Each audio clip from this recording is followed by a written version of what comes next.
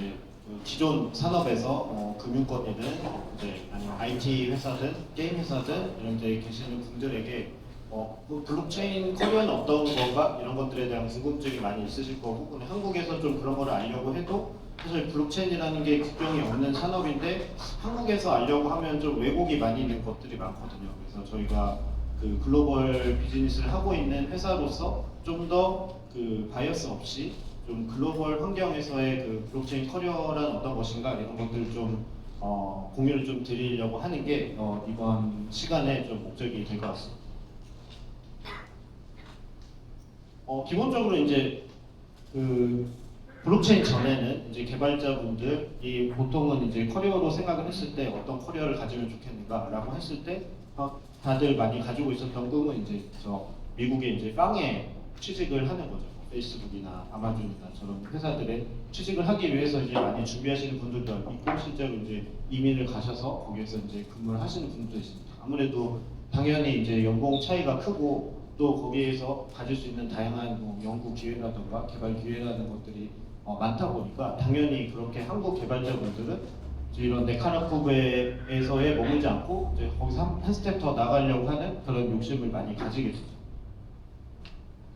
근데 그런 게 굉장히 현실적인 어려움이 되게 많습니다. 뭐 이게 글로벌 모든 사람들이 경쟁하는 가장 잘 알려진 회사고, 이제 뭐 현지 이제 인맥 같은 게 형성이 돼서 이제 뭐 레코멘데이션 들어가고 추천이 돼야지만 좀 취직이 가능한데 그런 게 굉장히 어렵고, 가서라도 미국에 가서 이제 일을 한다고 해도 가서 이제 생활비라든지 비자라든지 또 가서 거기 미국 사람들하고 소통하고 협력하고 이런 문화가 안 맞는 부분들, 그리고 이제 그런 현실적인 것들 때문에 사실은 이게 진짜 각오하고 하지 않으면 이게 가지기 되게 힘든 커리어인 것 같아요. 그래서 되게 극소수만이 실제로 노릴 수 있는 그런 기회인 것 같습니다.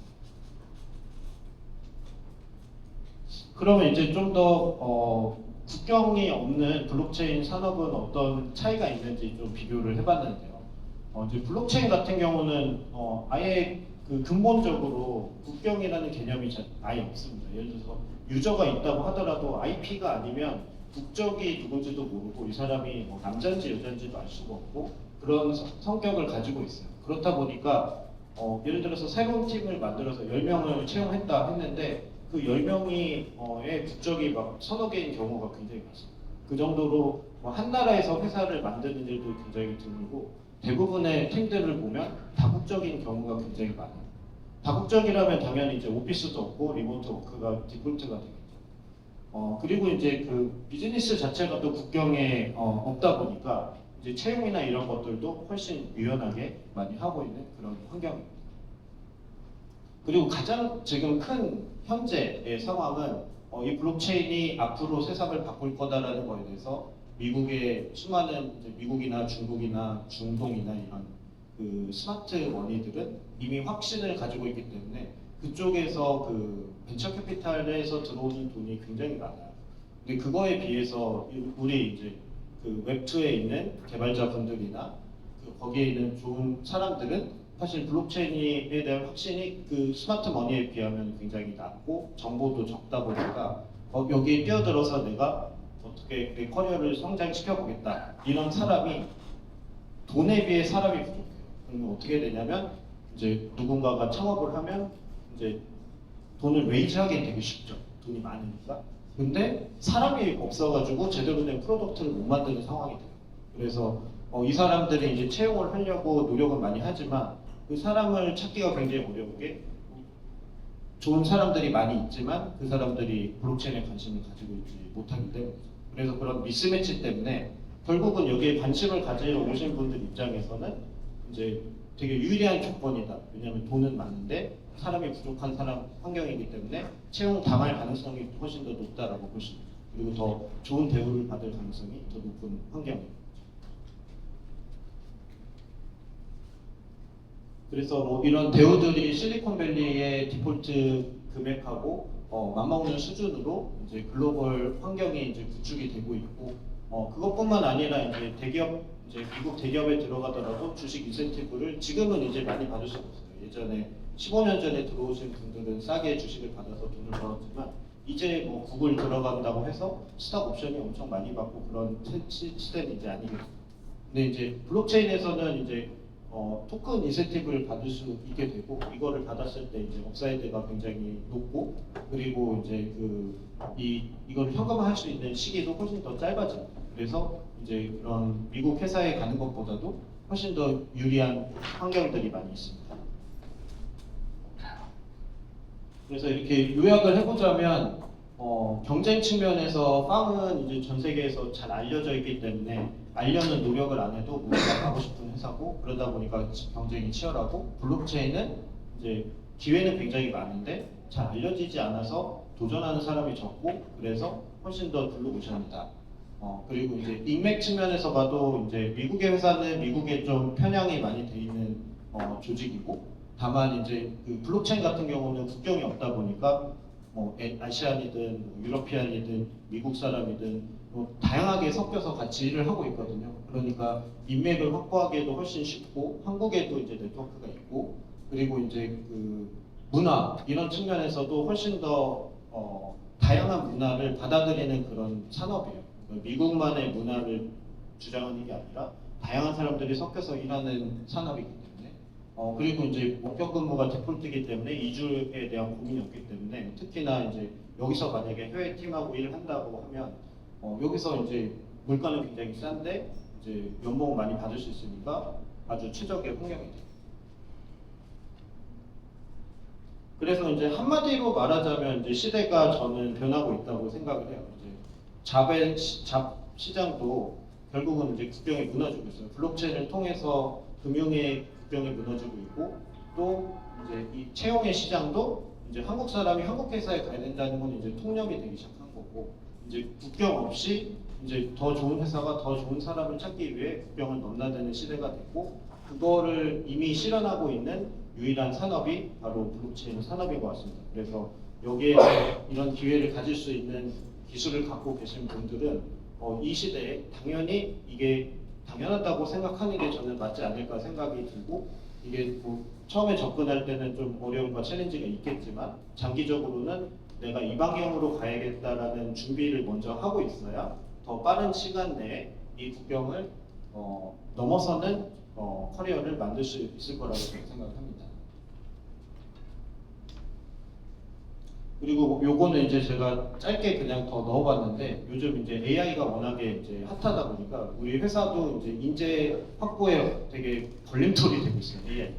AI가 너무 핫해지고 뭐 학교에서도 다 모두가 AI 하겠다 하고 있다 보니까 유난히 한국에서 더 관계인 것 같아요. 그래서 이런 것들에 대해서 좀 냉정하게 따져봐야 되지 않을까 이런 부분에서 제가 좀 이걸 넣어봤습니다. 그래서 뭐 이제 산업 구조적 원인, 연구 발견 환경, 뭐 보상 및 성장 이런 내용들이 결국은 뭐냐면 많은 것들이 미국 중심으로 이미 일어나고 있다는 거예요. AI가. 그래서 한국에서도 뭐 기회가 있긴 하겠지만 미국 같은 기회가 있는 게 아니고 그다음에 이제 국가마다 이런 산업들은 전통 산업들은 국경에 어떤 한계가 있기 때문에 이것을 뛰어넘기가 되게 어려운 환경이다. 그래서 한국에서 과연 얼마나 많은 좋은 AI 회사가 나올 것인가에 대해서 의문이 좀 있는 거고 그 제대로 하려면 미국에 가야 되는데 그럼 또 빵하고 똑같은 문제가 또 있다. 이런 문제를 공유를 드리고 싶었습니다. 그래서 이런 것들 좀 냉정하게 비교해 봤을 때 블록체인의 기회가 훨씬 더 유연하고 더 다양한 기회가 있을 거다라는 게 제가 좀 공유해 드리고 싶은 내용입니다.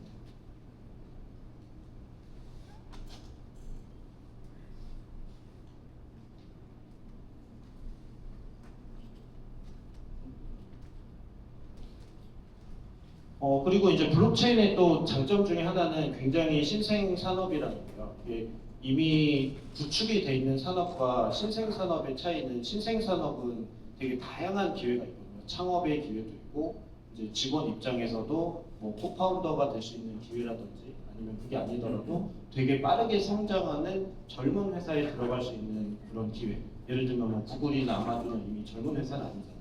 근데 젊은 회사들이 되게 많을 수 있는 산업. 지금은 블록체인은 뭐 대부분의 회사가 젊은 회사라고 봐도 과언이 아니죠. 뭐 5년 이상 된 회사가 거의 없으니까.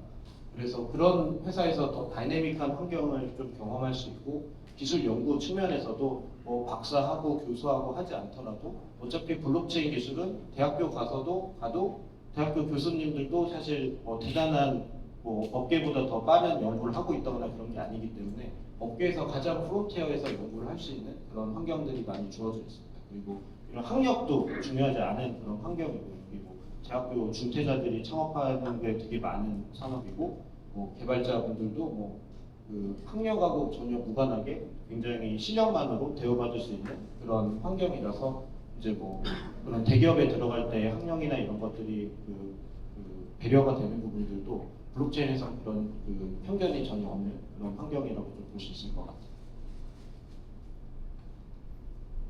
이거는 이제 제가 왜 돈이 많다 이런 것들에 대해서 좀 예를 좀 제시를 한 거고요. 그래서 이 돈에 비해 이제 개발자 수가 굉장히 부족하다. 그게 블록체인 산업의 지금 상황입니다.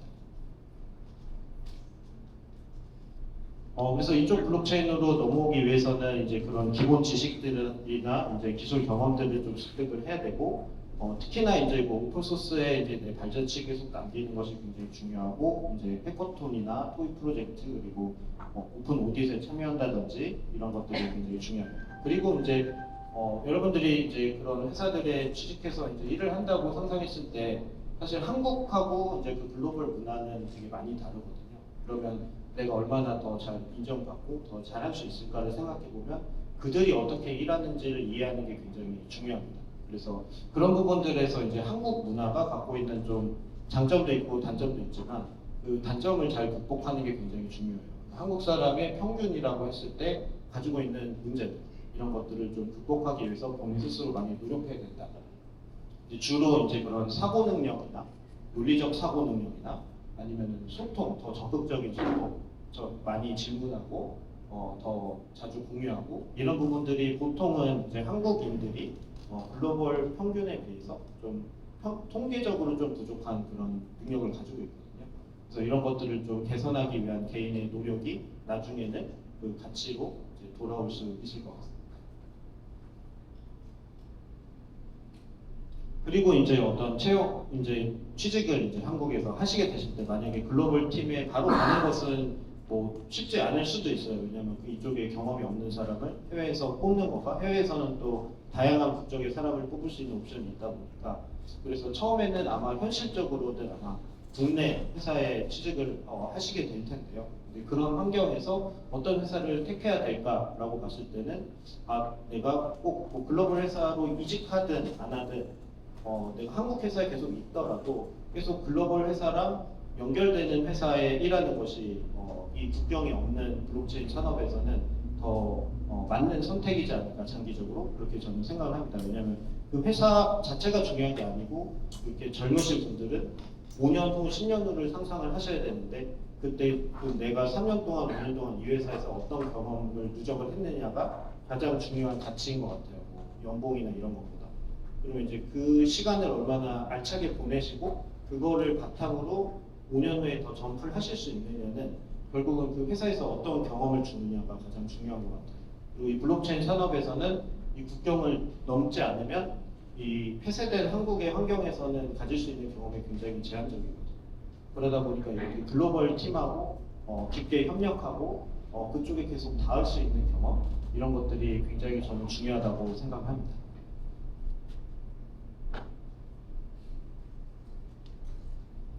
근데 정말 이제 좋은 팀들, 이제 요거는 이제 바이어스가 있겠지만 저희 비아베스트 같은 팀은 이렇게 글로벌 경험을 많이 쌓을 수 있는 회사고요. 그런 회사에 있다 보면 제가 대표로서 계속 갖게 되는 고통은 그런 저희 좋은 사람들이 우리 회사에 많다는 걸 너무 잘 알고 있어요. 그 해외 회사들이. 그럼 자꾸 이제 그 큰 회사들이 저희 회사 직원들을 자꾸 이제 빼가려고 하거든요. 그래서 근데 그러면 이제 제 대표 입장에서는 그걸 이제 논리적으로 설득을 할 수 있으려면 좋은 환경과 대우를 제공을 해줘야 되고 그래서 이런 회사들은 비아베스트뿐만 아니라 이런 환경을 갖고 있는 회사들은 어쩔 수 없이 글로벌 팀과 이제 갈수록 비슷해지는 대우가 비슷해질 수밖에 없는 그런 환경에 좀 처해 있다고 좀 볼 수 있을 것 같아요.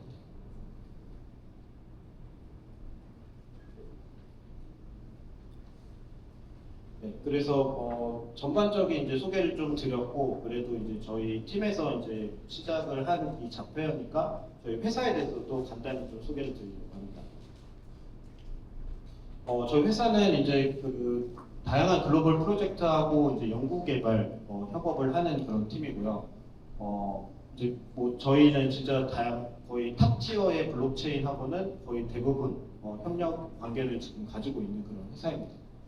그래서 근데 보통 그 협업 관계가 이제 한국에 있는 회사들은 이제 한국향 마케팅인 경우가 굉장히 많아요. 업비트가 굉장히 크다 보니까. 근데 저희는 사실 그거를 크게 하는 회사는 아니고 주로 저희 협업은 그 기술 협업에 돼 있습니다. 그래서 저희가 한국에 있는 거랑은 좀 무관하고요. 저희 회사에서 계속 누적하고 있는 그 기술이 있다 보니까 그 기술을 이제 이 회사들하고 같이 교류하고 협력하는 그런 것들이 저희 회사 비즈니스에 좀 중심에 있다 이렇게 보면 될 것 같아요. 그래서 저희가 자체적으로 연구하고 있는 뭐 컨센서스나 그런 블록체인 코어에 대한 연구라든지 인프라스트럭처에 대한 그런 옵티마이제이션이라든지 이런 것들을 저희가 연구 개발하고 또 이런 서비스를 이제 그 해외 팀들에게 제공해주는 그런 비즈니스를 하고 있습니다.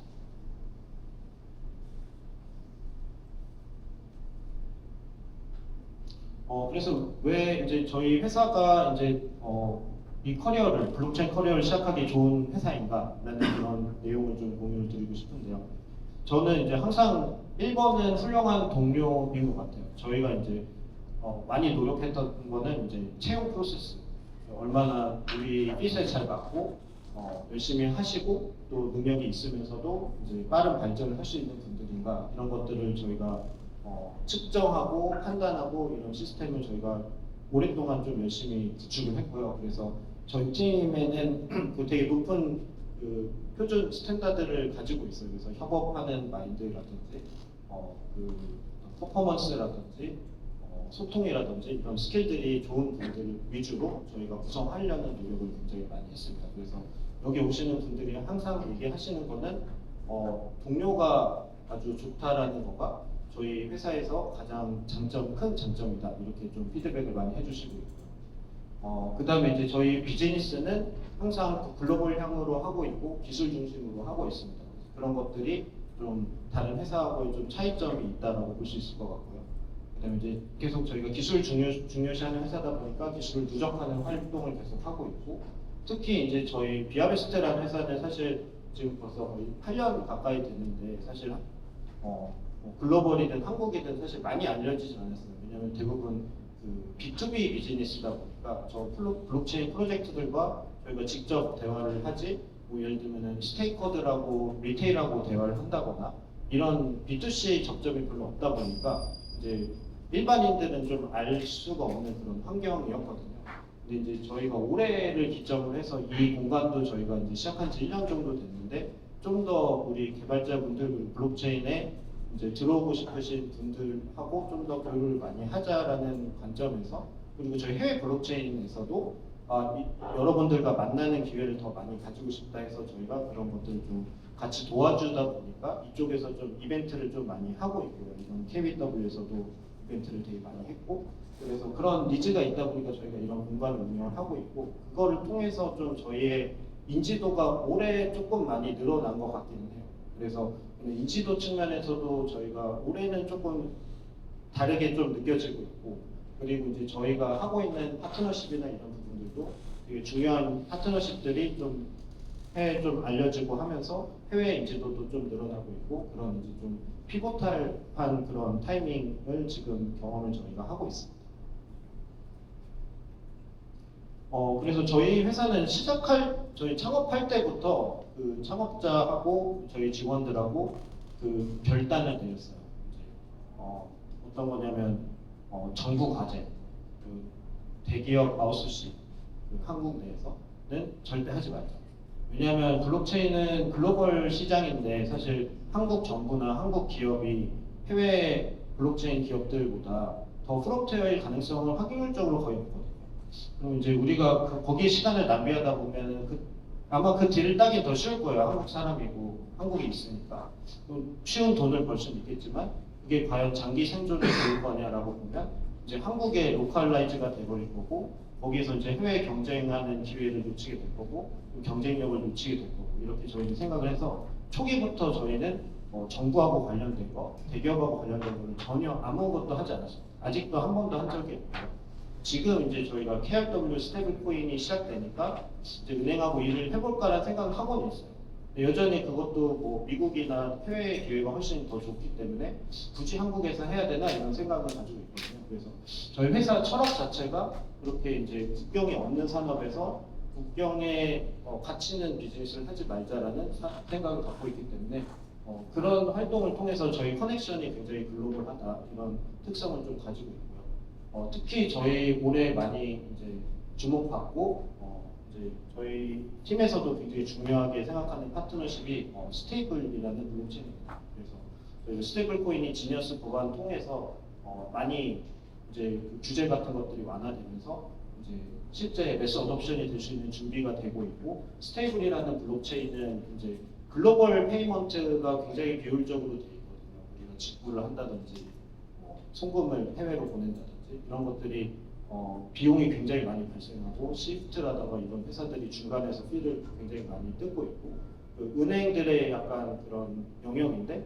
이런 것들을 이제 블록체인을 통해서 바이패스하는 그런 그 활동이 지금 최근에 지금 많이 일어나고 있고 이 스테이블도 그 고객사가 그리고 이 페이먼트를 처리해주는 그런 회사들하고 협업을 하면서 그 회사들이 은행에 의존하지 않고 국제 송금을 할 수 있도록 기반을 마련해주는 그런 블록체인입니다. 그래서 그 블록체인의 인프라와 코어 기술들을 저희가 단독적으로 개발하고 있고요. 그래서 이쪽에 대한 저희도 기대가 많이 있는 상황입니다.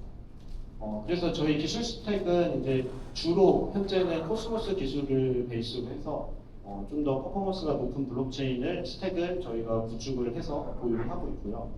특히 저희는 이제 또 디파이에 대한 이해도를 바탕으로 해서 두 가지 축 이제 스테이블 코인과 그러니까 레미턴스라고 하는 이제 송금 영역과 그다음에 트레이딩 영역. 이쪽은 이제 블록체인에서는 이제 그 스팟보다는 이제 선물이 훨씬 더 시장이 커지고 있는데요. 이 선물 거래 영역과 이제 그 국제 송금 영역에 저희 비즈니스 집중을 많이 하고 있습니다. 채용 과정에서 간단히 말씀드리면 저희는 그 과제가 되게 어려운 걸로 유명해요. 거의 뭐 주로 한 달 반에서 두 달 정도 걸리는 과정이고요. 근데 이 과정이 이제 저희는 확신을 가지고 있는 게 이 과제에 대해서 80점 이상을 하신 분들은 입사하셔도 실력이 굉장히 좋다는 게 확률적으로 굉장히 높습니다. 그래서 저희는 저희 과제 프로세스에 대한 이제 상당한 확신을 저희가 가지고 있고요.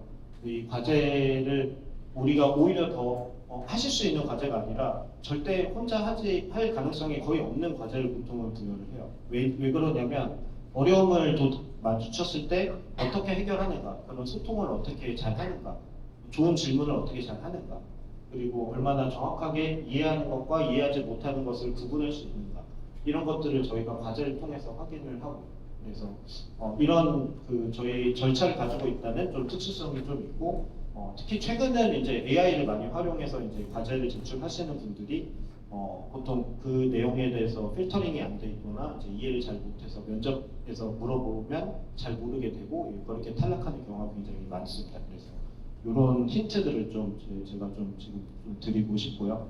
그다음에 이제 문화 측면에서는 저희는 논리적 사고 굉장히 중요시하고 어떤 주장을 했을 때 근거를 깔끔하게 잘 제시하고 설득력이 있는 문서를 쓰는 것을 저희는 되게 중요시하는 문화입니다. 그래서 뭐 논리 없는 결정이라는 거는 용납하지 못하는 그런 회사다 이렇게 이해해 주시면 될 것 같고, 그다음에 이제 소통과 투명성 강조하기 때문에 저희 이제 실랙 안에서는 이제 저희의 민감한 금융적인 정보가 아닌 이상에는 모든 채널은 모두가 들어갈 수 있는 퍼블릭 채널로 돼 있고 저희가 그 개개인이 DM을 하는 것을 원칙적으로 금지를 하고 있습니다. 그래서 1대1로 대화를 하게 되면 정보가 이제 아이솔레이티드 되고 거기에서 이제 그 업무의 효율성이 계속 저하되기 때문에 그런 것들을 정치적으로 활용하지 못하게 하도록 저희 내부에서는 모든 소통을 이제 퍼블릭 채널에서만 대화를 하도록 그렇게 하고 있는 그런 회사입니다.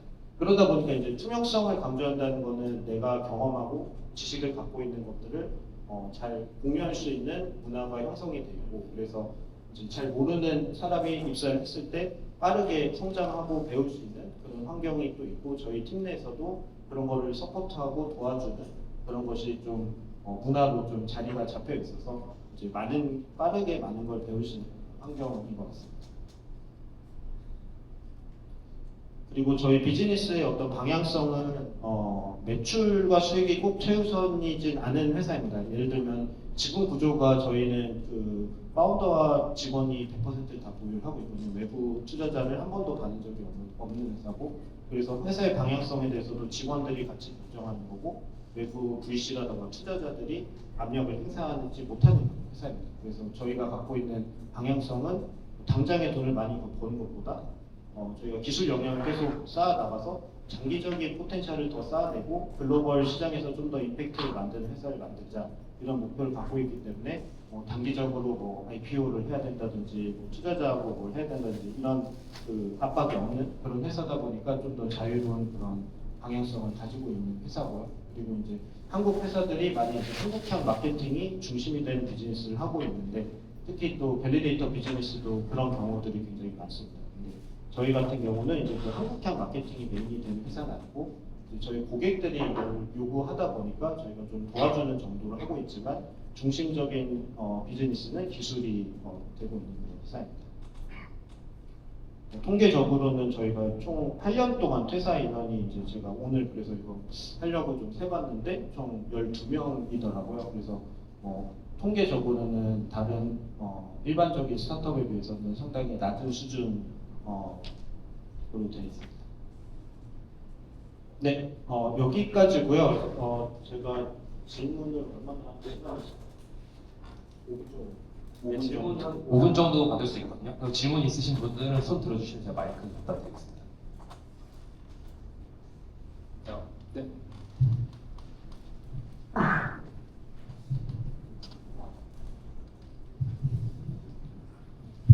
네, 안녕하십니까. 최진문이라고 합니다. 발표 잘 들었습니다. 첫 두 가지 질문인데, 첫 번째 질문은 왜 비하베스트인지 회사명이 궁금하면서 여쭤보고 싶습니다. 이거는 되게 히스토리가 있는데요. 저희가 원래 이제 처음에 회사를 시작했을 때 5회사가 있었어요. 비시드 파트너스라는 그 블록체인에 투자하는 VC예요. 그 회사의 자회사 중에 하나가 이제 비시드라고 하면 시드니까 이제 C죠. 그 다음에 이제 비루츠라는 첫 자회사가 만들어졌어요. B는 이제 거기서 블록체인이거든요. 그래서 저희가 이제 비시드, 비루츠까지 가기가 이게 옵션이 별로 없더라고요.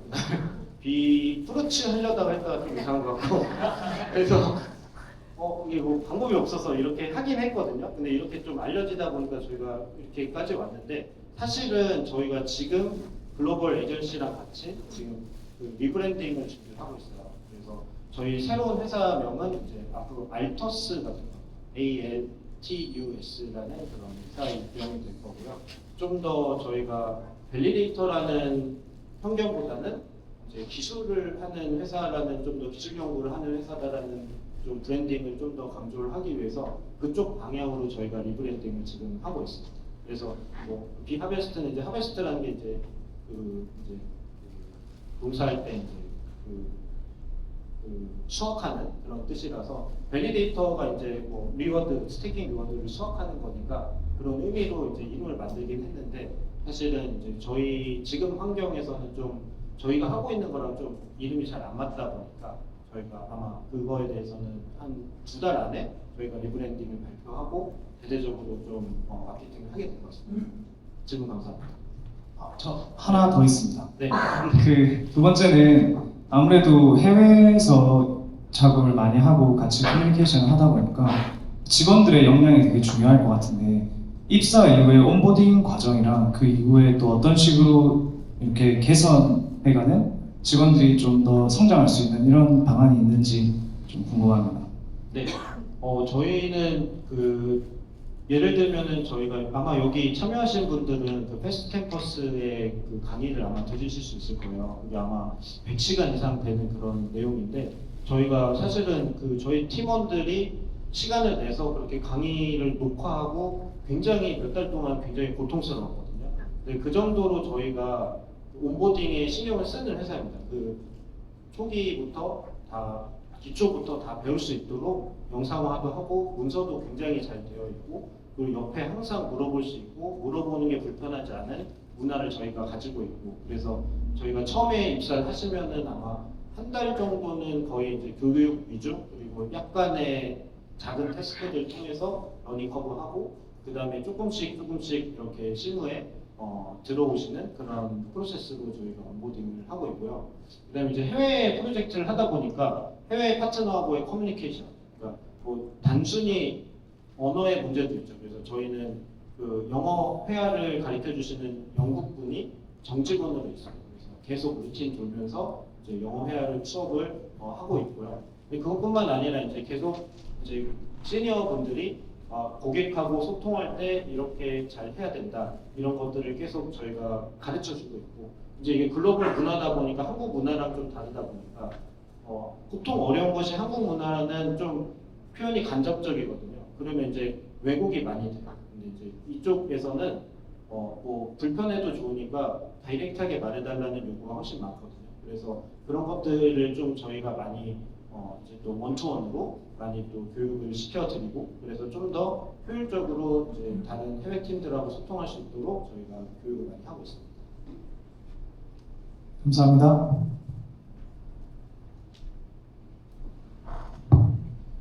네, 발표 전략서 이호준이랍니다. 제가 그냥 좀 조사한 바로는 대부분의 블록체인 프로젝트는 본질이 토크노믹스라 생각을 하는데 그 생각이 맞는지 먼저 여쭙고 싶고 답변 듣고서 또 다른 한 질문 하나만 더 여쭙고 싶습니다. 네. 저는 뭐 전혀 틀린 말은 아니라고 생각합니다. 이제 그 비트코인이라는 것도 본질 자체가 이제 투기에서 시작이 됐고요. 그 투기라는 게 에너지가 돼서 이 블록체인 산업이 발전을 했다라고 저는 생각을 합니다. 근데 투기라는 게 어디서 나왔냐 보면 뭐 갬블링이라고 볼 수도 있지만 결국은 이 산업이 어디로 향해 가고 세상을 얼마나 바꿀 것인가에 대한 기대감이라고도 생각이 되거든요. 그래서 사실 저는 이 투기와 투자라는 거는 진짜 종이 한 장 차이라고 생각을 하고요. 거기서 얼마나 헛된 희망을 줄 거냐 안 줄 거냐에 따라서 어떤 프로젝트는 좀 더 투기에 가깝고 어떤 거는 좀 더 투자에 가깝고 이런 차이는 있다고 생각을 합니다. 근데 이제 이거를 모두 투기로 하다 보면 투자라는 기회를 놓치게 되죠. 그래서 이제 이 안에는 분명히 중요한 것들이 있다라고는 저는 생각하고요. 하지만 이거를 이제 그 하나로 얘기를 할 수는 없고 좀 더 투기적인 것과 좀 더 투자적인 거 있습니다. 예를 들어서 그래서 저희는 이제 TGE라고 하잖아요. 토큰 제너레이션 이벤트라고 하는데 TG 엔지니어링이라고도 얘기해요. 뭐냐면 이게 뭐 마케팅과 뭐 마켓 메이킹과 이런 것들을 얼마나 잘 리스팅과 이런 타이밍을 얼마나 잘 조합했을 때 가장 가격이 높게 런칭을 할 수 있는가 뭐 이런 것들을 전문적으로 하는 인력들도 이 산업에는 있고요. 사실은 주식시장에는 그 정도의 전문은 없는데 여기는 오히려 더 그런 게 발전되어 있는 게 아무래도 투기적인 성향이 강하다 보니까 그렇죠. 근데 저는 그 투기라는 에너지 자체가 결국은 이 블록체인 산업의 하나의 큰 원동력이라고 생각을 하고요. 예를 들면 솔라나가 민코인이 없었다면 솔라나라는 게 존재하지 않았겠죠. 근데 솔라나가 앞으로 민코인 이외에 어떤 역할을 하게 될지는 우리가 또 상상하지 못하는 큰 영역들이 있을 거라고 생각하고 그럼 결국은 그 투기라는 거가 자양분이 된 블록체인 산업이다. 저는 그렇게 블록체인을 이해하고 있습니다. 그래서 그 연장에서 하나 여쭤보고 싶은 게 있는데 그게 만약에 어느 정도는 그러면 이제 시총이 낮거나 가벼운 알트들에 대해서는 이제 소위 드물긴 한데 고래나 좀 지상천외 트레이딩 사용하는 사람들한테 먹잇감으로서 방어하기가 너무 어렵다 생각하고 그 이전에 하이퍼리코드에서도 그런 이제 소위 고래들한테 그런 작전을 당했을 때 메커니즘적으로 방어를 할 걸 보완하시겠다 이런 발표를 들은 적이 있는데 역설적이게도 그 방법을 만약에 알면 개인이나 직원들이 본인이 나와서 트레이딩을 하지 내부에서 그걸 공유할 확률은 좀 적다고 생각하거든요. 그러면 계속해서 그런 어떤 고래들의 장난이나 세력들한테 계속해서 낮은 시작하는 알트들은 어느 정도 폭탄을 다 안고 있는 게 아닌가 저는 그거에 대해서 여쭤보고 싶습니다. 네, 이 시장이 어떻게 보면은 가장 또 단점이 될 수 있지만 장점이라는 거는 그래도 그 데이터가 다 오픈이 돼 있다는 겁니다. 어느 고래 가구를 하고 있고 어디에 베스팅이 얼마나 들어가 있고 어느 물량이 언제 얼마나 풀리고 그래서 이제 이 시장은 잘 모르는 사람에게는 좀 트레이딩이 어려울 수 있겠죠. 근데 이제 또 알 수 있는 방법들이 상당히 또 많이 있습니다. 그래서 이게 어떻게 보면은 어려운 게임이지만 공정한 게임이다라고 볼 수도 있을 것 같고요. 근데 제가 좀 권장드리는 거는 이제 뭐 물론 이제 코인을 거래하면서 그 코인에 대해서 알게 되고 러닝 커브를 하게 되니까 거래를 하면서 블록체인을 배워가는 거는 되게 효율적인 방법인 것 같습니다. 근데 이제 이게 지나치게 되면 또 이제 그거가 이제 삶에 미치는 영향이나 이런 리스크가 크기 때문에 제가 권장드리고 싶은 거는 이 시장의 상승 포텐셜을 투자만으로만 하시기보다는 커리어로 베팅하시는 게 가장 안전한 방법인 것 같아요. 이거 굳이 코인을 안 사셔도 이 커리어에 베팅을 하시면 블록체인이 커졌을 때 내 몸값이 커지면 그게 돈을 버는 거잖아요. 그러니까 가장 안전하게 여기에 투자하는 방법은 내 몸을 투자하는 거다라고 저는 생각합니다. 네, 지금 힘드신 분 세 분만 더 받고 끝내겠습니다. 네. 저는 이번에 졸업하고 그 코어 쪽으로 관심을 가져서 이제 취직을 하려고 하는데 아직 코어 쪽이 되게 그 깊이가 깊고 이러다 보니까 당장 그 블록체인 산업에 일단 취직을 할지 아니면 공부를 혼자서 오랫동안 한식을 가지고 그 딱 코어 첫 직장 코어 쪽으로 집중을 할지가 되게 고민 상황인데 혹시 이럴 때 어떻게 할지 조언을 좀 듣고 싶습니다. 그거를 위해 아주 좋은 프로그램이 있는데 저희 인턴십 프로그램이 있습니다. 그래서 오시면은 그 블록체인에 대한 배경 지식 없으셔도 일단은 시도를 해보실 수 있는 그런 포지션이고요. 그래서 저희가 아마 인턴십을 2달 혹은 3달 정도 운영을 하는데 그 정도를 경험을 해보시면 충분히 맛 정도는 볼 수 있다 이렇게 좀 말씀 좀 드릴 수 있을 것 같고요. 만약에 그 기회가 잘 없다라고 하실 때는 좀 혼자 공부를 하셔야 되고 다만 이제 그거를 공부하기 위해서 석사를 2년을 한다. 그거는 좀 저는 조금 시간 낭비라는 생각은 조금 있어요. 그게 물론 석사 박사를 하면서 그 단순 기술 말고도 연구하는 방법이라든지 뭐 다양한 또 논문을 읽고 이러면서 이제 쌓이는 경험과 역량도 있기는 하겠지만 이 시장은 사실 그 2년이라는 시간 자체의 코스트도 굉장히 크다 보니까 그리고 그 학력 자체가 크게 도움이 안 돼요. 석사다 박사다. 그래서 사실 여기는 그냥 실력만 보지 학력을 보는 시장이 아니다 보니까 그래서 저는 개인적으로는 그 시간을 만약에 석사 박사까지 해서 만약에 5, 6년을 지체한다고 하면 그거는 정말 심각한 문제인 것 같고요. 블록체인이 지금 이제 청소년기에 접어들려고 하는 상황인데 그래서 지금 그 타이밍 상으로는 저는 학교에서 너무 오래 있는 것은 좀 적합하지 않는 것 같다 이런 좀 조언을 드리고 싶습니다. 감사합니다. 네, 안녕하십니까. 이번 때문에 부산에서 올라왔는데 좋은 강의 감사합니다. 그래서 궁금한 게 있는데 저는 좀 한간에 들리는 뉴스들로 통해서 좀 궁금한 게 그냥 자연스럽게 생긴 건데 웹3 쪽에 관심을 가지고 있고 그러니까 미국이 지금 공식적으로 5가지 코인을 가지고 ETF를 만들었지 않습니까? 근데 그걸 위주로 그러니까 미국 중심으로 좀 그렇게 개편이 될 것 같다는 생각이 드는데 그러면 거기서 그러니까 그 5코인이라는 게 비트코인, 솔라나, 이더리움, 그리고 리플, 카르다몬 이렇게 있지 않습니까? 근데 거기서 코스모스를 선택하신 이유랑 그게 혹시 약간 장기적으로 봤을 때 좀 약간 불리한 측면이 있나 이런 걱정이 좀 들어서 한번 물어보고 싶습니다. 질문 감사합니다. 일단은 첫 번째로 그 ETF가 무엇으로 구성되어 있느냐가 이 산업의 발전하고 저는 큰 관련 없을 거라고 좀 보고 있고요. 그 ETF만 매수세가 들어오는 게 아니기 때문에 그래서 그 ETF는 그냥 하나의 그냥 모습일 뿐이고 결국은 이제 좀 더 종합적으로 좀 봐야 된다고 저는 생각이 들고요. 저희가 코스모스로 시작을 한 거는 저희 회사 자체가 일단 처음에 코스모스 기술을 시작했어요.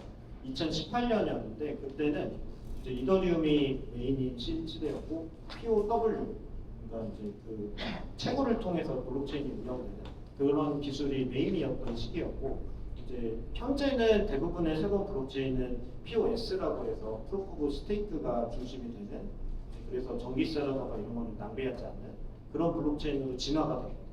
그래서 저희가 그 시점에는 그 POS 기술을 제대로 하는 회사가 코스모스밖에 없었어요. 그래서 저희가 그 기술도 시작을 했고, 근데 우리가 현재 지금 경험하고 있는 거는 이 코스모스 기술이 7년 동안 계속 발전이 됐다면 저희가 좀 더 좋은 환경이었을 텐데 사실 이 코스모스 생태계의 어떤 여러 가지 문제로 인해서 이 기술이 개선이 별로 안 됐거든요. 근데 그 과정에서 이제 하스터프라는 새로운 기술이 나오고 그거를 이제 또 저 페이스북이 가져가서 또 거기서 이제 리브라라는 걸 만들면서 더 개선을 하고 그 거기에 있는 팀들이 이제 페이스북이 블록체인을 포기하면서 이제 나와서 만든 회사가 이제 에토스나 수이 같은 회사가 더 진전된 기술을 가지고 블록체인을 하고 있거든요. 그래서 지금 상황에서는 코스모스 기술이 현재 기술보다는 몇 년 뒤쳐져 있다 이렇게 보시면 될 것 같고 저희는 그런 리스크가 있기 때문에 저희 코스모스 기술을 그대로 쓰지 않고 저희가 별도로 개선을 해서 저희 스택을 만들어서 이제 우리 고객들하고 협업을 현재 하고 있습니다. 그래서 현재 저희가 코스모스로 시작은 했지만 저희 스택은 이제 더 이상 코스모스 스택이라고 보기는 어렵고 저희만의 스택을 따로 개발했다라고 좀 이해해 주시면